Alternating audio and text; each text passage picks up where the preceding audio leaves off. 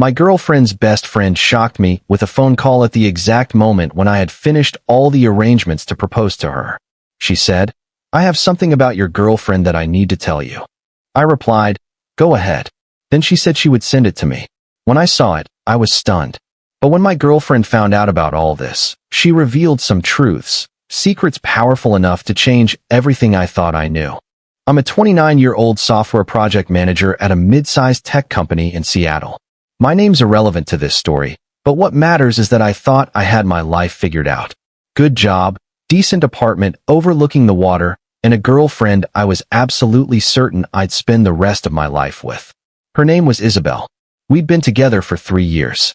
She worked as a marketing coordinator for a boutique firm downtown, had this infectious laugh that could light up a room, and honestly, I'd never felt more sure about anything than I did about her. We met at a mutual friend's barbecue back in the summer of 2021, and by fall, we were inseparable. I'd been planning the proposal for 2 months. I'm talking about the whole 9 yards. I'd booked a private rooftop dinner at her favorite restaurant, arranged for a violinist, got her father's blessing over an awkward but necessary lunch, and spent nearly 3 months' salary on a ring that I knew she'd love. Round cut, platinum band. Exactly what she'd pointed out in a jewelry store window 6 months prior when she thought I wasn't paying attention. It was March 14th, 2025, a Friday. The proposal was set for the following evening, Saturday, March 15th. I was at my apartment, sitting on my couch, staring at the small velvet box on my coffee table. My phone was next to it. I'd just confirmed everything with the restaurant for the 5th time that week. I was nervous, excited, terrified in the best possible way. Then my phone rang. The caller ID said Vanessa. That was Isabel's best friend since college. They were close, like, talk every single day close. I'd met Vanessa dozens of times at dinners, parties, and random hangouts. She was friendly enough, though I always got the sense she was protective of Isabel in a way that made me feel like I was constantly being evaluated. "Hey, Vanessa," I answered, trying to keep my voice casual. "What's up?" There was a pause. Then, "Hey, I need to talk to you. It's about Isabel." My stomach dropped. "Is she okay? Did something happen?" "She's fine," Vanessa said quickly. "Physically, I mean. But, look, this is really hard for me to say. I've been debating whether to tell you for weeks now, and I can't keep this from you anymore." I sat up straighter. "Tell me what?" "I can't explain it over the phone. I'm going to send you something. Just look at it and call me back." Before I could respond, she hung up. I stared at my phone, heart pounding. About 30 seconds later, a text came through. It was a video file. I opened it. The video was shaky, clearly filmed on someone's phone at a bar or club. The lighting was dim, music thumping in the background. It took me a second to focus, but then I saw her. Isabel. She was wearing the black dress she'd told me she wore to a work event 2 weeks ago, February 28th. She'd said it was a client appreciation night and that I couldn't come because it was employees only. In the video, she wasn't alone. She was with a guy. Tall, dark hair, fitted shirt. They were standing close, too close. His hand was on her waist. She was laughing, leaning into him. And then, as I watched, she kissed him. Not a peck. A full, lingering kiss. The video was only 15 seconds long, but it felt like an eternity. I watched it 3 more times, hoping I'd somehow misunderstood, that maybe it wasn't her, that the lighting was playing tricks. But no, it was Isabel. No question. I called Vanessa back immediately. "Where did you get this?" I demanded. "A friend of mine was at that same bar that night," Vanessa said quietly. "She recognized Isabel and sent it to me. I didn't know what to do. I kept thinking maybe it was just a one-time thing, a stupid mistake. But then I started noticing things. The way she talks about this guy from her office, how she's been on her phone more than usual. I think it's been going on for a while." "Who is he?" "His name's Brandon. He's one of the clients at her firm. I think he owns some startup or something. I don't know much else." I couldn't breathe. My mind was racing. Tomorrow. I was supposed to propose to her tomorrow. "Does she know you're telling me this?" I asked. "No. And honestly, she's going to hate me for it. But you deserve to know." I thanked her, though I'm not sure why. Then I hung up and just sat there, staring at the engagement ring on the table. Update 1: I didn't sleep that night. I kept replaying the video in my head, dissecting every detail. I thought about calling Isabel immediately, confronting her, demanding answers. But something stopped me. I wanted to see if she'd lie to my face. The next morning, Saturday, the day of the planned proposal, I texted her like everything was normal. Me. Hey babe, still on for tonight? Her response came 10 minutes later. Isabel, of course. Can't wait. What should I wear? I told her something nice, but not too formal. She sent back a heart emoji. I spent the entire day in a fog. I went to the gym, trying to burn off the rage and confusion. I called my brother, told him everything. He said I should cancel the dinner, confront her now. But I didn't. I had to see this through. By 6:30 p.m., I was dressed in a suit, standing outside the restaurant. The rooftop was beautiful, string lights, candles, the Seattle skyline glowing behind us. The violinist was there, tuning his instrument. Everything was perfect. Except nothing was. Isabel arrived at 7 p.m. sharp.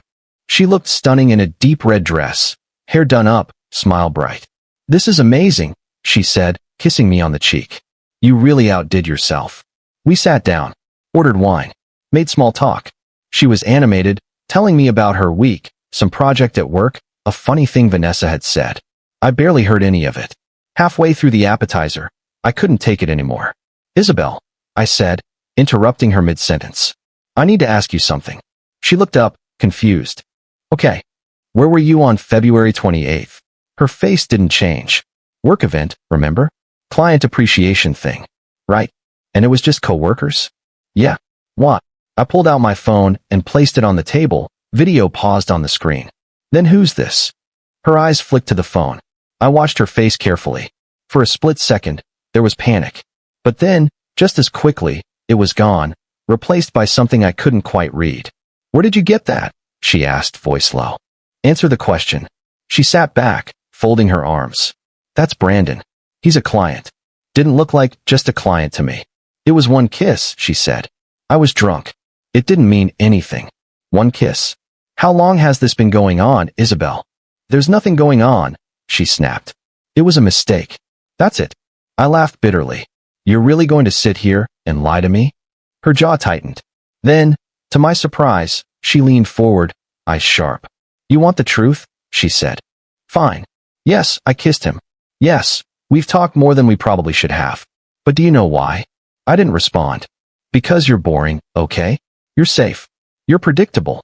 You do everything by the book. And I love you, I do. But sometimes I need to feel alive. Her words hit me like a freight train. So that's it. I said, voice shaking. You got bored and decided to cheat. I didn't cheat, she said. It was just a kiss. Just a kiss, I repeated. Right. I stood up, tossed some cash on the table. We're done. Wait, she said, standing too. Where are you going? I didn't answer. I just walked away, leaving her standing there on that perfect rooftop, surrounded by candles and string lights, and everything I'd planned for a future that no longer existed. Update 2: I didn't hear from Isabel that night. Or the next morning. I figured she was giving me space. Or maybe she was with Brandon. I didn't know and didn't care. By Sunday afternoon, I'd moved the engagement ring to the back of my sock drawer. I didn't want to look at it. Then, around 3 p.m., my phone rang. It was Isabel. We need to talk, she said, no greeting. I think we said everything we needed to say. No, she said firmly. We didn't. Meet me at the coffee shop on Pine Street. 1 hour. She hung up before I could respond. I almost didn't go, but curiosity got the better of me. When I arrived, she was already there, sitting in the back corner, 2 cups of coffee on the table. She looked tired, eyes red, like she'd been crying. I sat down without saying anything. I talked to Vanessa, she said. Good for you. She told me she sent you that video. Yeah, she did. Isabel took a breath. I need to tell you something. And you're not going to like it. I already don't like any of this, so go ahead. She hesitated, then, Brandon isn't just some random client. He's my ex-boyfriend from college. I blinked. What? We dated for 2 years. It ended badly. I hadn't seen him in almost 6 years. Then, last December, he showed up as a new client at my firm. I didn't even know he'd moved to Seattle. And you didn't think to mention this to me? I didn't think it mattered, she said. At first, it was just professional. But then we started talking more, and old feelings came back. I leaned back, stunned. So you've been emotionally cheating on me for months? No. Yes. I don't know, she said, frustration creeping in. It's complicated. It's not complicated, Isabel. You either want to be with me or you don't. She looked down at her coffee. That's the thing. I do want to be with you. But there's something else you need to know. What now? She pulled out her phone, scrolled for a second, then slid it across the table. It was a bank statement. Look at the deposits, she said. I scanned the screen. There were several large deposits over the past 3 months. $5,000, $8,000, $10,000. What is this? I asked. Brandon's been giving me money. My blood went cold. Why? Because I'm in debt, she said quietly. Student loans, credit cards. I owe almost $90,000. I didn't want you to know. I didn't want you to think I was a mess. So you took money from your ex-boyfriend? He offered. He said he wanted to help. And I was desperate. I pushed the phone back toward her. This is insane. I know, she said, voice breaking. I know it is. But there's more. More? She looked me dead in the eye. He's been blackmailing me. Update 3. I stared at her, trying to process what she'd just said. Blackmailing you? How? Isabel wiped her eyes. After that night at the bar, the night we kissed, he told me he had pictures of us together in compromising positions. What do you mean, compromising?